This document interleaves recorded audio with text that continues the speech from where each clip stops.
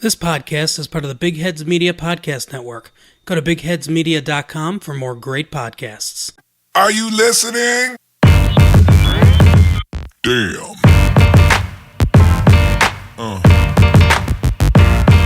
Yeah. Yeah. Hello there, guys. Welcome back to another episode of the Attacking Blues podcast. After another successful week for Chelsea Football Club, and it's just successful week after successful week at the moment. Like, things are just going really, really well. Of course, there wasn't an episode last week. Things just came up for both Jimmy and myself, so we couldn't really find the time to record, so we didn't speak about the Manchester United and the Watford game, which we probably won't touch on today either. But we will, of course, touch on that crazy 4-4 draw in the Champions League with Ajax. And then, of course, another solid victory in the Premier League, this time a 2-0 win over Crystal Palace on Saturday. And now, of course, it is the international break. Manchester City coming up next after the break, who, of course, just suffered a pretty bad defeat, especially to VAR, to Liverpool, of course. But yeah, things at Chelsea are well. We're third. We're ahead of Manchester City as we are about to take them on away from home on November 23rd. Now, if anyone told me we would be ahead of Manchester City come November 22nd or to November 23rd before the game, I literally would have sent you to a psychiatrist. Like, it's ridiculous. Like, how has that happened then? We're level on points with Leicester, so we're level on points with second. Okay, we're quite far off Liverpool, but still, it's quite remarkable. But the most important thing, arguably, is how far we are off fifth. Also, Sheffield are fifth, which again is ridiculous. But yeah, we are quite. I don't know how many points. Is it 9 points? I think we're 9 points out of Sheffield. Or is it? Yeah. No, I think it's 9 because they've got 17, we've got 26. So, yeah. That's what I thought, exactly, yeah. Which, of course, is great because at the end of the day, whether we come second, third, or fourth doesn't really make a difference. I'm not that fast whether we come second, third, or fourth. Top four or champion, that's all really that matters. And the bigger the gap to fifth, the better that is because, you know, it leaves us more margin for error, I guess, throughout the rest of the season. But yeah, of course, I am today joined, as always, by my co-host, Mr. Jimmy Funnell. Jimmy, how you doing? Doing good. Laurenz, a fun week of football that we've had. We did have a fun week of football. But yeah, guys, of course, if you are new to this podcast, please should subscribe, whether that is on YouTube or on iTunes or on Spotify. Follow us on all of these platforms. Leave us a good review on iTunes and, of course, leave a like rating on the YouTube video itself. That would be massively appreciated. But yeah, let's just get into it. And I guess start it off with the draw against Ajax because, I mean, that was insanity, wasn't it? I mean, that was absolute insanity. To me, their first half was so poor. Like, a lot of people disagree. I thought we were just awful in that first half. Yes, of course, Ajax played well and they pressed us well, and we were unfortunate with, well, almost all of the goals. Considering Ajax had one shot on target in the first half and were 3-1 up. But I guess it is what it is. Our passing was just shocking, in my opinion. But of course, the comeback in the second half, helped by, of course, 2 red cards for Ajax, was remarkable. Slightly disappointing that our winner was ruled out. And then we couldn't find another way through against 9 men for, 15 minutes or so. But in the end, you know, you'll take the draw. We just need to make sure we win at Valencia. Yeah. And, of course, a win against Lille at home wouldn't be too shabby either. But to be fair, and not only in regard to the Champions League, also in regard to Manchester City, apart from the first game against United, we actually won every single one of our home games this season, which is a pretty good record if you compare it to Arsenal's, for example. So I'm actually fairly confident about us away. It's not been that as good, although good as well, at home. And that's what showed in the Ajax game in that first half, where it was just not on par with what we've been seeing otherwise, and the sloppiness. I'm not going to say complacency. It wasn't complacency. It was just sloppiness, and what we've seen a few times this season when the team just isn't concentrating or can't concentrate. I'm not sure which one it is, but Frank Lampard's his team talk seemed to be pretty good at halftime, according to the players. Pulisic, for example, who said that. And yeah, that's exactly what you want from a manager, right? I mean, when was the last time we had really a manager? I know Antonio Conte was told to be like that, but someone who really bleeds for the club and can motivate these players that have been here since they've been small kids, that are Chelsea fans themselves, to really rile them up and get them out on the field to wreak havoc, which they then did. I mean, of course, Ajax got 2 red cards, and I think for Daley Blind, no one's discussing that. But the handball, people have been saying, oh, that's ridiculous. Look, I also don't agree with these new rules, these handball rules, which are FIFA-wide, just to mention that. But the rules are the rules. That was a handball. Clearly, there's no discussing if he should have been sent off. In the new rules, that's a handball because it hit his arm and it led to a goal-scoring opportunity, or it hindered a goal-scoring opportunity in this case. And that's to be given a yellow card and a penalty. I mean, that's just the way the rules are. When you say that, I'm like, so why didn't City get one when Sterling hit it at Trent Alexander? Well, that's because English referees even the second one, shite, Laurenz. That's no, I get you. English referees are shite. In Europe, it's much, much better. And that's why I'm saying that was the correct decision by the rules. England, completely different story. Yeah. Do you know for a fact whether Veltman got the second yellow for the handball? Yeah, he did. Apparently. Are you sure? Was it not for complaining? No. I don't think that's necessarily a yellow card, just the handball itself. Because I've seen plenty of yellow cards that weren't yellow, plenty of penalties for handballs this season that weren't yellow cards. It depends on the perspective of the ref. You know, if he deems it to be cheekily put out, you know, even though it seems as if it wasn't necessarily on purpose. Yeah, if he gives a yellow card, he gives a yellow card. So that is definitely in the rules. Because there was, this tweet on Twitter that showed the exact paragraph, actually, which covered that. And I mean, sure, you can then take the Manchester City versus Liverpool game. Oh no, Liverpool versus Man City game. But that was a shithousery of the highest level. So I don't think we can really compare that because it was ridiculous. Let's be honest, But that's Man City and Liverpool game is none of our concern, thankfully, because I agree with you. It doesn't really matter if we're in third or in fourth or second.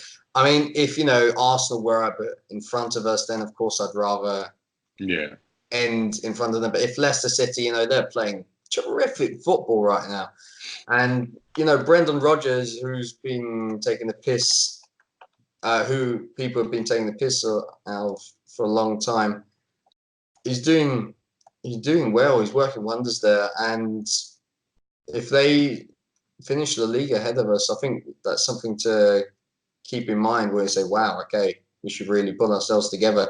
Not the top six of old. And same with Man City. If Man City's end the season in front of us, which I don't want to sound pessimistic, but I do think they still will. Yeah, of course they will. And then okay, they are a fantastic team. They've invested heavily, much, much more than us, far more.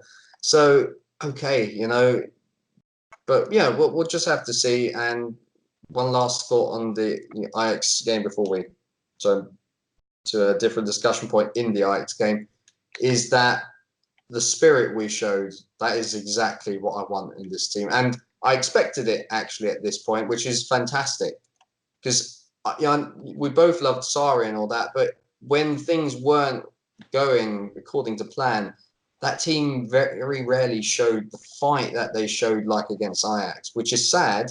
And I'm not saying that's actually Maurizio Sarri's fault, but they just didn't have it. That's my perception. It's great to see a team have that. Whether that be just down to Lampard or even Jody Morris and Joe Edwards, but doesn't matter. Whole coaching team probably. And of course that these players are really wanting to play for Chelsea. Yeah, for sure. I mean, I think no matter who the manager and the team was, if you come back from 4-1 down to 4-0, I think the pressure would always be there. But, when we got that one back through Aspie, even though I'm still confused as to how that wasn't offside. I looked at it 5 times, still think it was offside. So I still don't understand how that has happened. I'm still literally every time I look at it, I'm like, is there an Ajax player that is wearing a camouflage shirt? Because I literally can't, I don't understand how it stood. I don't get it. But Jorginho, of course, absolute balls of steel again, taking 2 penalties. Oh, yeah. The same way as he always does, even though some people think it looks silly and whatever. Well, it worked, clearly, doesn't it? Scored 16 out of 17 in his career from normal play, not penalty shootouts. But yeah, that was Ajax really. I still think if we don't even score that 5th goal that ends up being disallowed, we probably still get the 5th goal later. But because of how the celebrations and how the emotions work, when you score a 5th, you celebrate it, then it gets disallowed. I think if it didn't happen like that, I think we might have still won it. But because we had one disallowed, that, I don't know, that boosted Ajax because they're like, okay, we're back in this. We haven't lost this yet. And it harmed us in a sense of like, oh, for fuck's sake, we actually won this already and now it's disallowed and everything. And then Ajax actually almost made it 5-4. I mean, that would have been bad. and we actually still given this away with two men more, that would have been bad. But thank God that didn't happen. And yeah, of course, the games again, especially against Valencia, because we're level on points with them, because we need to make sure it's not a mini table in the group anymore, because ahead of Ajax we are because of head-to-head. But when it's a mini table, it's about goal difference, and our goal difference isn't that good. So that's why we need to make sure we beat Valencia and can't get a draw there, just so we make sure we're ahead of them. And don't even let Ajax, don't even let it down to Ajax beating them or drawing against, just to make. Because theoretically, even if they draw Ajax against Valencia or Ajax win, then we're safe. As long as we win against Lille, then everything's fine because then it's in our hand. Just have to unless we lose in Valencia. Yeah, that would be bad. But I think we've come a long way since that away defeat, which was unlucky in itself. I don't have to talk about that game, but if Barkley would have put that in, we wouldn't have this discussion, or wouldn't have had all these discussions really, because we've had a few for, well, just Barkley and Barkley's inadequates. Yeah. I'm saying that very quietly because I know people like Barkley and I don't. I know, yeah, you don't. Yeah, well, you don't like Olivier Giroud, you don't like Barkley. Anyway, Lampard doesn't like Olivier Giroud, so. Who? Lampard doesn't like Olivier Giroud. Oh, that's how we're doing it. Okay, yeah, no, apparently not. You're right. But yeah, no, you're right. Story. Yeah, to be honest, I think that was it about Ajax, and we'll just take a quick break. Sorry. Yeah. No, just Reece James. Woo. Great goal. Yeah, Reece James. But of course, he did start against Palace, and we will speak about him in that. But yeah, we'll just take a quick break, come back, and then, of course, speak about the Palace game as well. This podcast is sponsored by MyBookie as part of the Big Heads Media Podcast Network. If you're going to bet this season, do the smart thing and go to mybookie.ag because no one gives you more ways to win. And the best thing is, if you join right now, MyBookie will actually match your deposit halfway, all the way up to $1,000. That means if you deposit $2,000, you get an extra $1,000 in free money to play with. Or if you deposit $50, you get an extra $25 for free to play with. Just use the promo code LATEFEES, that is one word, LATEFEES, to activate the offer. Once again, that is promo code LATEFEES to take advantage of MyBookie's generous sign-up offer. Visit mybookie.ag today. You play, you win, you get paid. Okay, and we're back. We've spoken about the Ajax game, which was mad, and now I think it is time to talk about the more recent game, which was also a pretty decent one, if you ask me, and that was against Crystal Palace. To be fair, it was a bit of a close one at times, if you ask me. Crystal Palace didn't really threaten, but it was still kind of. I was still kind of nervous. Don't ask me why. Just so. Yeah. One thing one has to say immediately before mentioning anything else is Reece James pocketed Wilfried Zaha, and I've been actually an advocate for Wilfried Zaha at Chelsea, if needs be. I'm not saying he's the best choice. I'd rather have Jadon Sancho, but that was kind of his chance to show Chelsea fans what he can do, and he didn't really take his chance there, did he? Yeah. Instead, he dived and told them he's shagging their mum. And Yeah. That. Well, to be fair, afterwards, I think that's banter. if he does that, that's banter. That's actually, I thought that was quite funny. Well, but not the diving. No, not the diving. No, that's true. But no, he did pocket him. I mean, I was never a guy to like say, oh, I don't want Zaha, depending on how much he costs. But I was never saying, oh, I think we really need him. I think I really want him. I was never like that, considering how his career has gone. And I know he's, grown up and, I'm sure improved as well. But he's been to a big club before and that didn't work out. And I think that is, first of all, if he goes to a big club again, that will be in the back of his mind, which will affect him. It will be a big price tag, which I think will affect him. And I was never too sure about it. To me, it just costs too much just because he's from the Prem. He's not even actually English, but he still counts as homegrown, I'm pretty sure.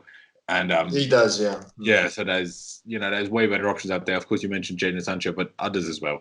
Like to me, that's not one that we need to make. And considering Reece James at 19 years old, at his Premier League debut, starting debut, yes, very good, but still, someone that is apparently going to cost 60, 70 million shouldn't be pocketed by a 19-year-old right back. No.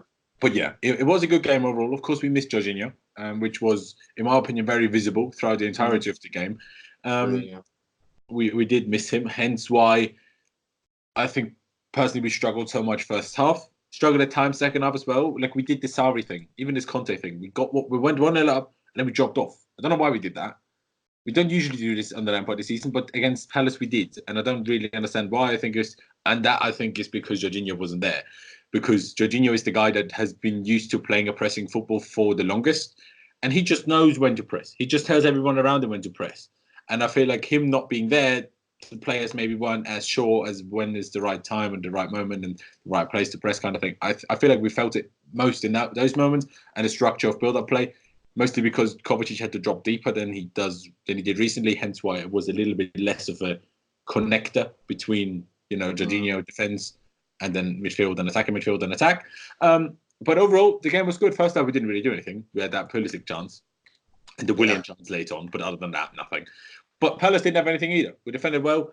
They weren't very good, let's be honest, but we also defended it well. Let's give credit to our defensive players. But then second half, it took one moment, a lovely moment, a moment of genius by two players, I guess, by Kovacic in the first place, then a lovely back heel by Willian, and then a decent finish, a good finish into the bottom far corner by Tammy Abraham to make it 1-0, and that, of course, did ease everything up a little bit. And then, like I said, we dropped off a little bit. They had kind of almost made it 1-0 with that header from Tompkins from the free kick, which that was close. Bloody hell! Which wasn't a dive as such, but Townsend just literally tripped over his own feet. The linesman was literally a yard away, and he gave a free kick. Still baffles me. But regardless, we still need to make sure referees. Yeah, we still need to make sure we don't give away those silly free kicks, because that's what cost us so much against Ajax. And I do want to mention that even if it wasn't the greatest performance ever against Palace, the difference of having Emerson and Reece James as the fullbacks compared to against Ajax, Alonso and Azpilicueta. Although Azpi didn't have a bad game, he's just in possession, not always perfect. But defensively, Alonso did. Yeah, no, Alonso not have a bad game, especially when Tomori was next to him, but still, it's such a difference. And then we have this group chat, of course, of Austrian Chelsea fans and stuff, and they tell me, what does Emerson do? I'm like, oh yeah, he didn't do anything going forward didn't do much going forward against Palace, except that shot in the second half. They kind of crossed it, ended up in the shot. But the difference is, when Alonso has the ball, we lose it about 5 times out of 10, just randomly in positions that just don't need to be, where you lose the ball. And then we just have to run after a counter attack. We just have to, oh shit, we lost the ball. Let's chase them. When with Emerson, we just don't lose the ball. So we are much more secure in possession. We don't have to fatigue ourselves by running after silly counterattacks. And we just don't give the opposition as much of a confidence boost by keeping to make mistakes. So that is what they give us. Reece James, of course, on the other side, didn't really cross that much. And when he did, they kind of ended up in shots rather than crosses. So his crossing in this case wasn't actually that great. But generally, it was incredible. His passing was great. He pocketed Wilf Zaha physically, pace-wise, confident, dropped, like kind of pushed up into midfield a little at times to make it a kind of a bit of a midfield three, to give us maybe the big calm in possession, especially when we didn't have Jorginho. I was impressed. I was impressed. Of course, Pulisic then ended up making it 2-0. Great header. Yeah, great header. Great piece of play. And Lampard said that as well post-game. He's getting into those positions, which our wingers never really tended to do. Hazard was definitely not like that. Willian, of course, isn't like that. Hudson-Odoi maybe is, but we haven't seen, I guess, enough of him consistently to see whether he would do that.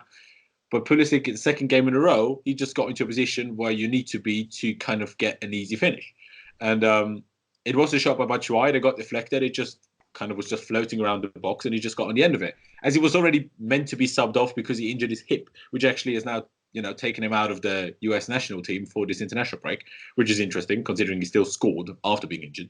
But as long as he's fine for City, that's arguably even a good thing. Saves him from flying to America back. So if he's fine for City, I'm not all too upset with that. But yeah, he made it 2-0. I thought I came on. We could have made it 3, I guess, after, but it was not this huge.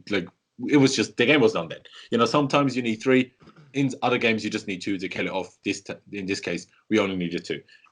But we spoke about Reece James. I think even though we've spoken about him a lot recently, I think we should also speak about Pulisic because, I personally thought we got a good player when we signed him. I still thought it was too expensive. Then, of course, we struggled a little bit at the start of the season. Hudson-Odoi came back and actually played well. Hasn't played so well recently, but when he initially came into the side, played well. And Pulisic has just turned it on. Since the Ajax away leg, maybe the game before that, it's just been remarkable. Coming off the bench, starting games, 5 goals in the last 3 games, 5 assists and 5 goals in the the league already, which only Salah has. Salah is the only other guy that has 5 assists and 5 goals or more in the league, unless that has changed with the Sunday games. But by the time he scored on Saturday, that was the stat. And he's just doing well, and he should look so confident now. Compared to when he started, say, against Norwich, in that game, even though he got an assist in that.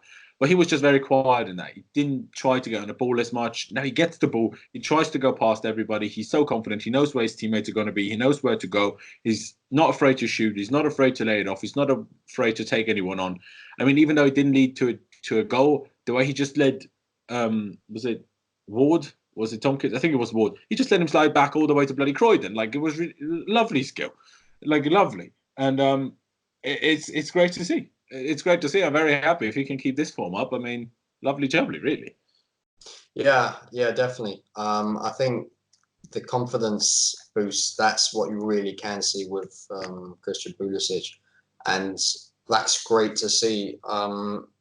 He's already scored as many goals, or let's say it like this, in his whole Dortmund career, he's scored not quite 20 goals. Yep. And in a few months, he's already scored a quarter of that he did in 3 years. So, of course, Dortmund is a completely different team to Chelsea, and we have the more high quality players. But that is great. It's phenomenal, and he's just going from strength to strength. Mm-hmm. And long may that continue. One last thing I wanted to say on the fullback situation with Emerson. I think one thing we can also add is teams don't really target our left flank anymore. I completely agree. If Alonso plays, you just know they play that, and they even said so. They said so with Gary Cahill. They said it's easily visible with Alonso. I know he's got his qualities in goal scoring that, and he's won us. I know 1 game, but I think actually even 2 games this season, which is also great. Don't get me wrong. Possibly, yeah. But against Newcastle, if I'm not mistaken. Anyway, point being, fantastic, great. However, nevertheless, is the case that they target our left side if Alonso plays. That's not possible with Emerson. He might not always be able to go up front because with Callum Hudson-Odoi, for example, he isn't able to go press up as highly as he is if Christian Pulisic is playing there, because Christian Pulisic is just an animal. He's just just helps. Yeah, and that's fantastic for Emerson. With Hudson-Odoi, who can also, of course, help out defensively at times, but he's just not as as Consistent. able. I think he's able, but not as consistent exactly. He is able to do it. I think he just doesn't do it as Christian Pulisic does, and that of course helps Emerson. And also he's actually able to dribble past people with speed and get us out of a sticky situation. Those quick 1-2s, which Alonso just isn't able to do. Yeah. He can only pass with his left foot, and anyone, I dare you to have a look, 99 out of 100 passes in the game will be with his left foot. And that makes it difficult to get out of sticky situations. Emerson can also pass with his right foot. That is a big positive. It is just much easier to then play on that side, and then players can't pressure you as much. Just wanted to add that. I agree.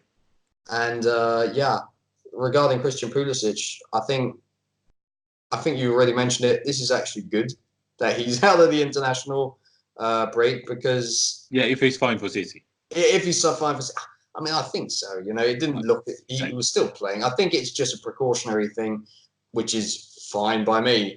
Because we've had enough injuries this season, and F you, Didier Deschamps, and it hurts me to say because he's a former Blue, but that's just petty. And I really hope N'Golo Kante is fine after this break, because I thought we missed him. I mean, people were saying, "Oh, why did we miss him?" If you have a player of that caliber, you're always going to miss him. And I'm not talking that we missed him on the field because we still got the results, but you want the security to be able to call upon him, because we were playing essentially with Jorginho, Kovacic. If one got injured, we would have been effed. I know we've got Billy Gilmer, but come on, So having N'Golo Kante back is fantastic. And now we're spoilt for choice. Well, we're not spoilt for choices. We only got the 3, but still, if one is 3 very good choices. 3 very good choices. One's fatigued, you can bring the other on. And I would not do it as some are saying, start those 3 together, because where's the creativity? I know Jorginho has creative genes in him, and Kante has improved impeccably. However, Mason Mount, what he contributes to his team, what you might not always see, people are really underestimating. It pisses me off at times. We play so much worse without Mason Mount. And I think with him in the team, and either Jorginho and Kovacic or Jorginho and Kante, will be great. And we've got lots of games coming up. We'll have enough chances. Yeah, I agree with that. I have an actually quite controversial topic and possibly opinion on the whole Kante and whatever situation. We will speak about that in a second. We'll just take another break here quickly. Stay up to date with the latest in Major League Baseball with the Into the Shift Baseball podcast. Are you tired of the same old way baseball writers complain about the new changes in the game? Well, this is not the show for you. The Into the Shift podcast with a modern take on what makes baseball great. And the ball will be hit into the shift. They get an out, it's only because of that shift. And they do! And that's why you follow the numbers. Join co-hosts Max Gross and Kyle McAravy for weekly updates every Sunday night, or find us on Twitter at Into the Shift Pod. It's the Into the Shift Baseball Podcast. Okay, and we are back. And like I just said, I do have a little bit of a controversial opinion. Firstly, I agree with what you said, except against the City.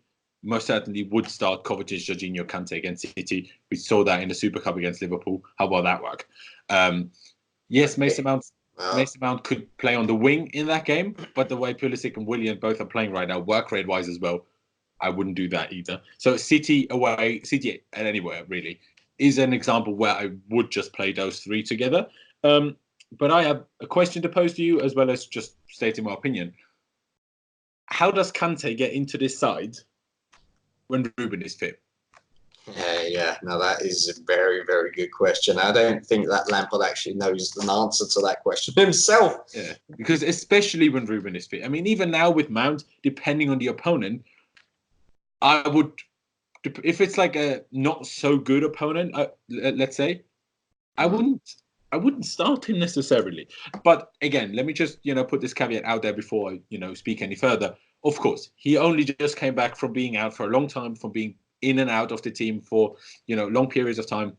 Didn't really have preseason, was injured throughout the whole summer, kind of came back, small niggles here and there. So just because of the way he played against Burnley Palace, which I wasn't particularly impressed by, Not saying he was bad, but he just wasn't what Jorginho is. Good. Yeah, no, he was bad, but he just wasn't what Jorginho is, and he wasn't what we needed against Palace. We needed it in other games, but we didn't need it against Palace, I thought. Although, who knows? If he doesn't play, maybe we actually are much worse defensively. Who knows? But I didn't really see him. Saw him make a few interceptions, but whenever he receives the ball, took that tiny bit too long. Wrong decision of a pass. But again, that's what I'm saying.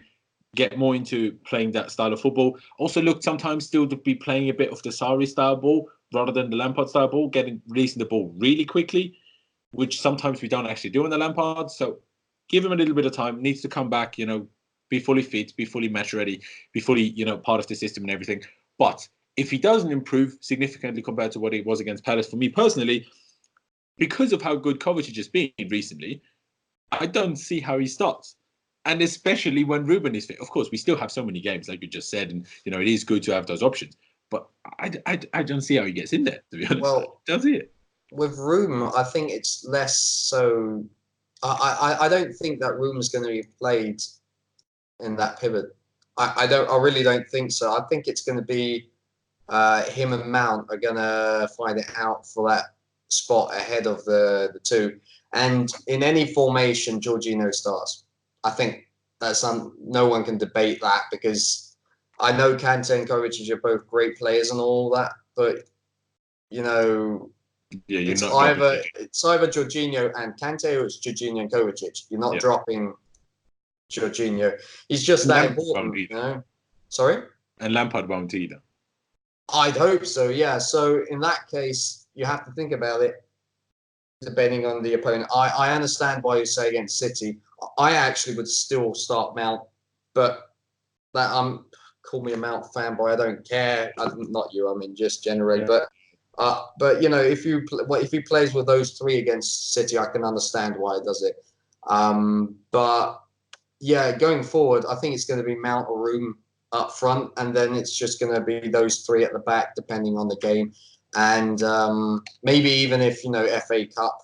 Well, actually, he's going to play Gilmer there, but still, there'll be enough opportunities to rotate there, I'd hope. And yeah, that's the only explanation I have for Ruben. Also, he could play on the wing. I don't think Pedro's actually. Yeah, he did play. Was it under Sarri or was it? It was under Sarri. So I mean, but only when he came back from injury, and I think Sarri didn't trust his defensive work rate yet. Once he did, he only played in midfield really from there onwards. He can play there, and he didn't play too bad actually there. Yeah. Or Mount plays. I thought Mount, on the wing, was on the left, for example. He was fantastic at the start of the season, in my opinion. But go on. Sorry. So if that has to be the case to fit both in, fine by me. Play Pulisic on the other side or Hudson-Odoi. We're fine, hopefully. Yeah. Yeah, I mean, I agree that he actually did well on the left, but not when I compare him to how Pulisic is doing right now.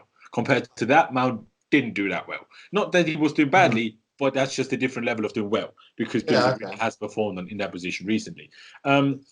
I agree with what you're saying if it's a 4-2-3-1, but I don't think we always play a 4-2-3-1. I think that kind of just happened recently because it was Kovacic and Jorginho, and he didn't trust either of them to sit. And I think Ruben wants to be more of a box-to-box player, a bit more than Mount is, because Ruben isn't the presser like Mount is. So if it is between those, I don't think Ruben will be a straight 10. So I think with Ruben, it will be more of a proper 4-3-3 again, rather than that mix of a 4-2-3-1 and 4-3-3 that we usually go with. So that's why I think, it can be the three. And Lampard has said that he is strongly working with Kovacic to improve the offensive side of the game, whether that is decision-making in the final third, whether that is shooting. I'm not saying that I want to see that, but I'm saying it is still an option to have Kante, Kovacic and Jorginho in the three. I'm not saying it's a great option. I'm saying it's an option. If you want to squeeze all of them in, arguably footballing-wise, all of them three are better than Mason Mount. They don't press as well as Mason Mount, although Mason Mount, he's just been a bit like in and out of games recently, a bit too much for my personal liking. He does well, has these good touches, has this good piece of pressing, and then he's just gone for 10 minutes. And then he's good again. And then he's just gone for 10 minutes. It's a bit confusing. Well, he's young. He is a 19-year-old player. He consistency during a game is difficult. So I think he's still, his presence and what he can do just a split second changes, bam. I think that is important. Yeah. I mean, I made a video on my own personal channel a while ago now. Basically, what I thought we should do once everyone was back fit. Siri just started. I don't know why, but Siri just thought I mentioned her name. Siri doesn't agree with you either. Yeah, no. So basically, what I thought we should do is in kind of when everyone's fit, or as in something that we could do, especially because we did it in preseason as well, play a 4-1-2-1-2 or a 4-4-2 diamond. Right. Just to squeeze more of those midfielders in, I guess, because then you can have Jorginho, Kovacic, Kante, and Ruben or Mount or whoever in that side. But obviously, when I said that, I didn't see Willian and Pulisic doing as well as they are. So now you're kind of like, well, I don't just want to play one of them. Although I wouldn't actually think it's a bad idea if you play a Pulisic or a Hudson-Odoi. Not Willian necessarily in that role, but one of those two as a second striker next to Tammy, I think it could actually work quite well. But, if they're playing that well, but I think it still is an option. If you want, Kovacic and Ruben and Kante and Jorginho in the side, that 4-4-2 diamond is most certainly an option. Whether we do it or not, well, I just have to wait and see. I mean, Ruben will sadly still be a little while, according to Frank Lampard. Although whenever Ruben speaks about it, he sounds like he's going to be back tomorrow, which is a bit strange.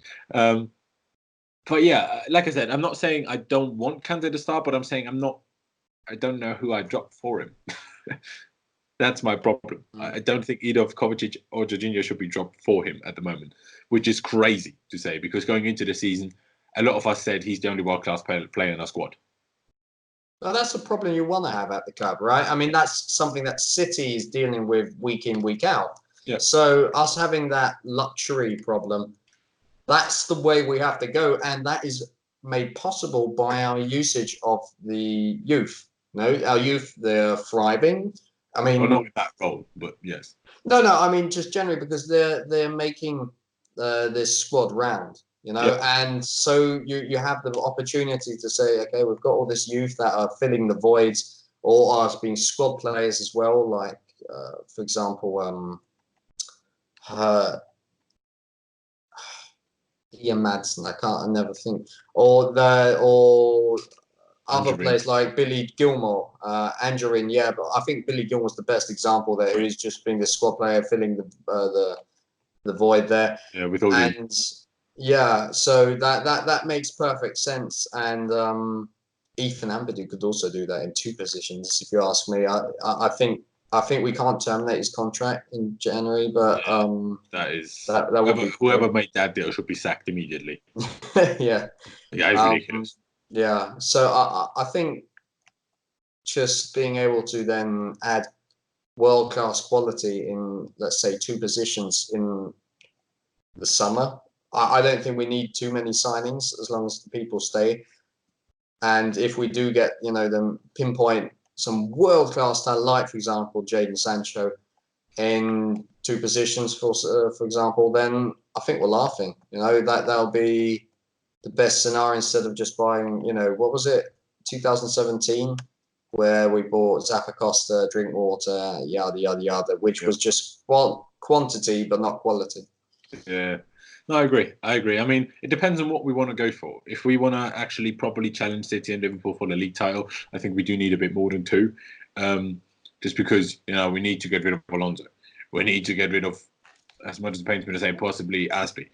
We need to get rid of Barkley. We need to get rid of both Batshuayi and Giroud.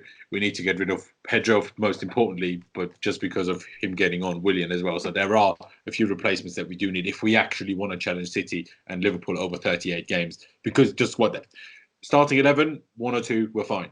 But squad depth throughout a Premier League season, I think we need a couple more than that. But yeah, no, things are just good. Like, look at the high level of kind of things we're discussing here. Like, how does Kante get into the side? I mean, Pulisic, Willian, Hudson-Odoi, it's insane. Like, 6 wins on the bounce in the league. Yeah, of course, we lost to Man United, which was a poor performance by us, plus getting unfortunate. Scream of a free kick by Rashford. Wrong decision of a penalty, but Alonso being a mug in the first place to give the ball away there. And, it's... Yeah, okay, we lost that. Who cares at the end of the day? It's the League Cup. It probably does us well to have a couple of games less, especially the semi-final being with a first and a second leg as well. It really doesn't do us badly to have like a week off before Christmas as well. before the Christmas period. We have like a midweek off, which I think is very good for us actually going into that. Champions League, everything's still in our own hands. Of course, if we don't win at Valencia, that would change the whole mood of how the whole first part of the season would have gone. If we say don't qualify, which I don't think will be the case, but if that happens, that of course changes the whole atmosphere, not around the club, but around the fans, because okay, yeah, we've done great in the league, but still you want to qualify in the Champions League, because our group wasn't easy, but it's not like the toughest group of all time, because we just bottled it ourselves against Valencia, both Frank Lampard and the team. But that is early on. Young team, young inexperienced manager. He's certainly improved since then. He's certainly improved since the fall of Man United, and that's what I enjoy so much. The improvement so far this season has been so visible in every part of the game. Defensively, in the final third, I guess, even though we're still not as clinical as sometimes we should be, the midfield has gotten better and better and better, gelled together. Kovacic, Jorginho, Kante will make that even better once he's obviously in there more and more regularly. Mount, even though he was actually arguably better at the start of the season than he is now, it seems more cohesive with the two more, experienced ones behind him, I guess. And Lampard, his in-game management, the way his starting formations, a tiny bit of rotation here and there. Could have done a bit more against Burnley, but other than that, he's done well. And, Batshuayi coming off the bench and being a menace every single time he comes on. Not so much when he starts against United, but when he comes on, always helps. I don't know how he does it. Like, he didn't score against Palace, but was involved in everything. Even against Ajax, he almost scored the 5-2 if it wasn't for that ridiculous Onana save. I remember that. Bloody hell. Yeah.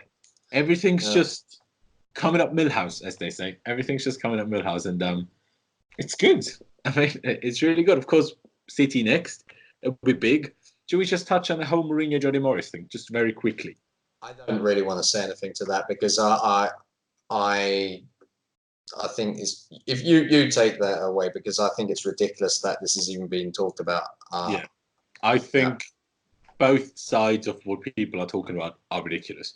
What Mourinho said is spot on, so I don't get why people have a problem with Mourinho, because we lost twice to United, we lost twice to Liverpool, even if it was once on penalties, but still, we lost. And then we bottled the lead against Leicester. So those were all of our big games so far this season, and we didn't win a single one of them. So what he says has absolute merit to it, and hence why he said he will be interested to see how the game against Man City goes for us. And that makes total sense. And I also don't mind the fact that Jody Morris reacts. Was it necessary? Does he look like a bit of a mug if we lose to City? Yeah.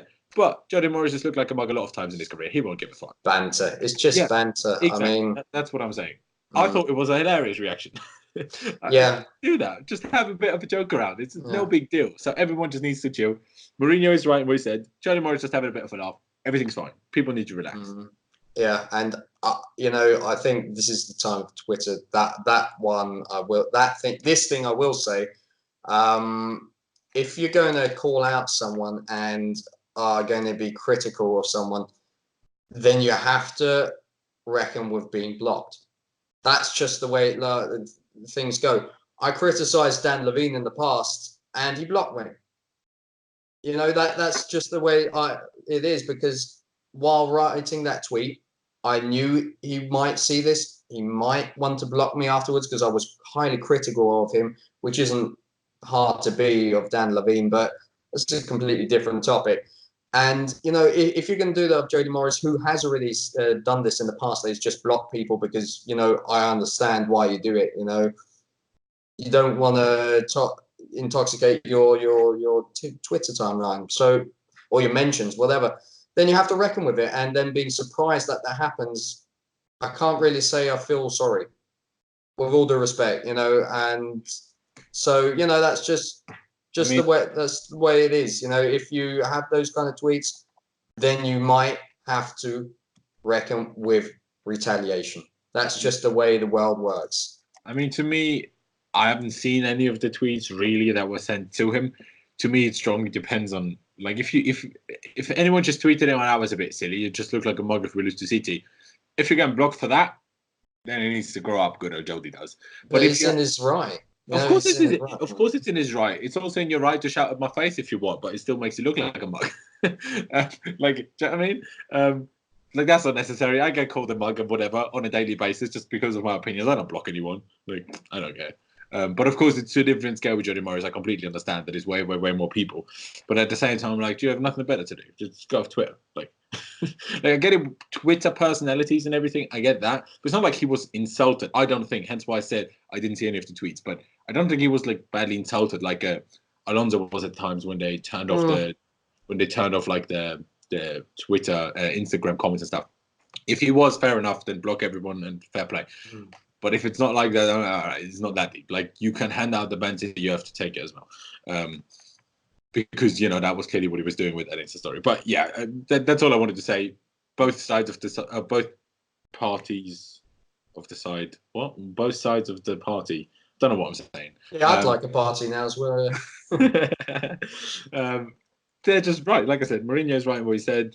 Jody's just having a laugh. People need to relax. But other than that, like I said, it's on to City now. Difficult to really speak about it because chances are we'll probably have about 50 injuries by the time we actually get to the game. So, you know, there's no point kind of really previewing it because, yeah, what do we do?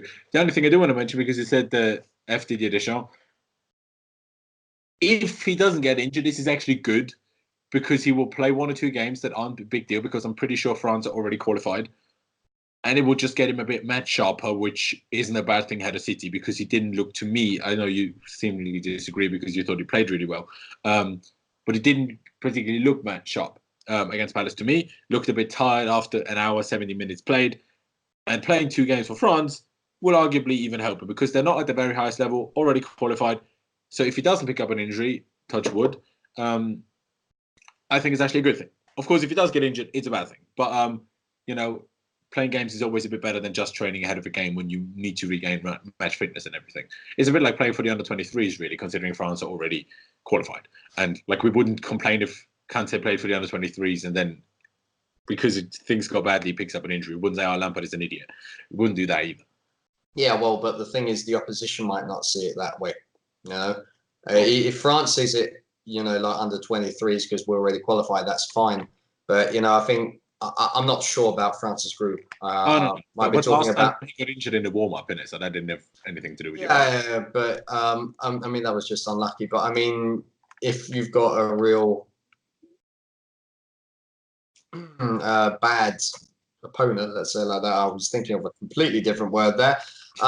Then you've got a problem, you know, because they will take it seriously. Kante isn't one that shies away from a tackle or from any confrontation, so that just makes me worried. He's shown a level of injury proneness this season which just is frightening. So, you know, I don't know what they do it in the France camp, but with the training as well, I just want him as far away from it all as possible. And, you know, I just have to wait and see and hope, basically. But yeah, I think that's all we can need to say there. Let's just hope that the full month that he was, you know, left out for now did really give him the time to recover from all of the minor niggles, which means that he shouldn't be which means that he shouldn't pick up new minor injuries that quickly, because that's just what it is. When you have like a bit of a muscle strain in one part of your body, you just put more effort into another muscle in your legs, and then you're more easy to strain that, and things are just unlucky, you know, at times. So let's hope he doesn't get unlucky this time. Let's hope he's fine, and then hopefully he can even use the 2 France games that he will probably both start in as a positive, and just regain some match fitness, some sharpness, and, you know, in the end, it can also be a good thing. But other than that, I don't really have anything to say. It's been a good 2 weeks. I'm not sure whether we will record one next week, depending on if anything happens that is worth talking about, really. Because other than that, international break's not that interesting. So I guess we'll have to just wait and see about that. But, you know, we'll cross that bridge once it comes along. For now, I think we have said enough on the 2 games. We didn't look ahead at the international break, but then again, who gives a crap? Only possible off-topic conversation could be had with the Sterling Gomez fight, but we don't actually know yet what happened there. Because for me, that is quite interesting because this team has clicked quite well under Southgate. But we'll just have to wait and see, you know. And I can understand why Sterling will be offended after that shit show at the weekend, where Liverpool, they're getting favoured. I think it's so blatant nowadays, and I have no problem with saying that openly. But we'll have to wait and see. From a Chelsea perspective, everything's great, as you already said. Looking forward to City, and if we continue our away form, then I think things are looking up. Looking really, really good. As Laurenz already said at the start of the video, please do subscribe to the Attacking Blues on Twitter. Twitter handle is in the description below. Subscribe to us on YouTube, first and foremost, and also on all the other platforms like iTunes and Spotify. That's all from us for this week. I think we covered enough. We've spoken long enough as well, and we'll be back either next week or at the end of next week. We'll have to wait and see. As always, keep the blue flag flying high and up the Chelsea.